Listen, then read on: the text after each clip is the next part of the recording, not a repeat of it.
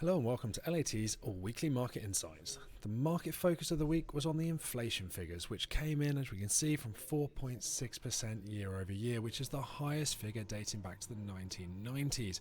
With core CPI also increasing at rather a worrying pace, price pressures are now not confined to sectors of the economy heavily impacted by the pandemic and are now broadening out to impact the whole economy.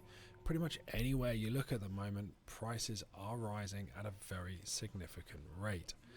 The S&P is on track for its first weekly decline since the back end of September. Prior to the inflation figures, the S&P had a run of 8 days in the green. The index has never had 9 days in a row in the green before, so it was only natural that we would see some sort of correction, and inflation figures coupled with a strong rally in treasury yields has proven to be the catalyst for that. As we come across to that S&P chart, we can see this incredibly bullish run that we saw through October up towards the highs here on the daily chart. Indications and early warning signs of negativity were posted with a shooting star, a gravestone doji before we saw that negativity flow through.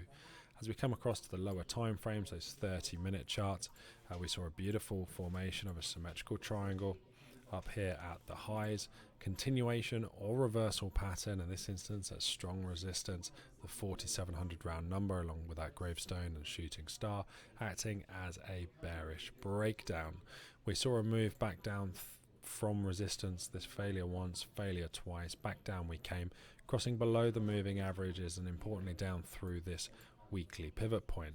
From there on out, it has now established a downtrend of lower highs and lower lows, and we're trapped now somewhat within a range and around 4650 as markets try to determine are we going to see a continuation of this longer term uptrend, or is this the start of some more negativity through the US indice market. For now, markets somewhat paralyzed and trapped within a very tight trading range and unlikely now to move through to the close of trading this week.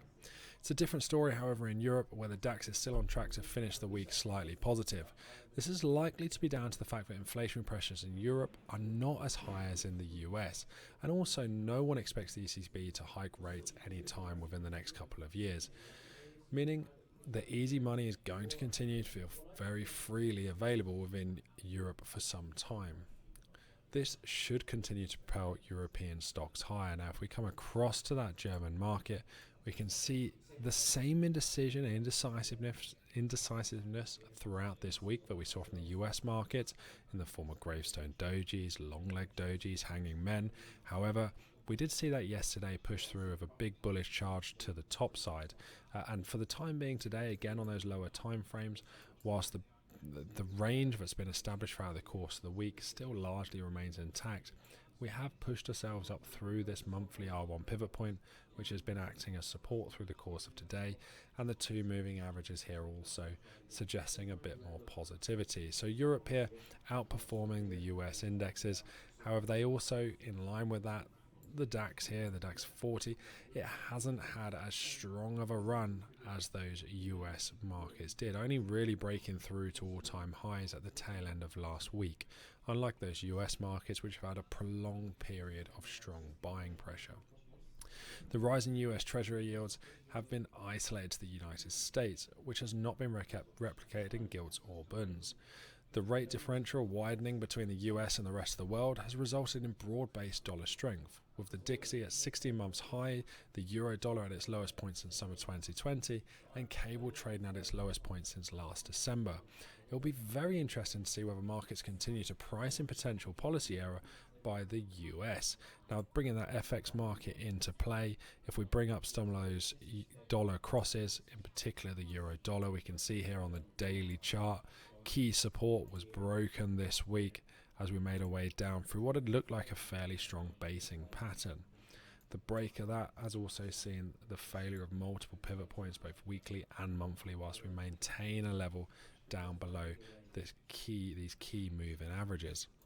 Now for euro dollar, We have broken that key support level, but we are now back looking to test previous highs back from June of this year. This previous resistance from both June and March potentially going to go on to act here as some support. However, the trend is still firmly down. We're seeing a very similar picture here through the sterling markets and looking towards cable, which is also threatening to break down through these recent lows, and the daily trend firmly intact in this solid downtrend, which can be replicated here on this 30-minute chart where we've seen beautiful downward moves. We have seen some relief rallies throughout the course of the week. We had an excellent example of an inverse head and shoulders here forming at the S1 monthly pivot point to bring us back higher, to immediately then fail again and form a head and shoulders here to reverse that counter trend move and continue on lower. Now we're seeing a bit of a similar scenario play out here as we're in a position where we're starting to post initially the first low here, that going on to post a new lower low, and we're in the process here right now of potentially creating a new higher low. So some positivity settling in here. We can see it at that 50 period moving average, also that S1 weekly pivot point acting as support, and very, very similar to the euro dollar chart. We can also now see a strong area of support which comes in from these previous highs back on the 1st of September. Again, it's previous resistance now acting as a little bit of support and causing a bit of indecision as we come down towards the tail end of the week. As we look forward towards next week, with employment inflation figures due out from the UK, we can get a further insight into the two main data points for the BOE. Looking towards the US, we get retail sales and also likely to get an update on whether Jerome Powell will get another term as chairman of the Federal Reserve. Markets believe he will, but as we know, this is no guarantee and definitely is something we need to be aware of moving forward.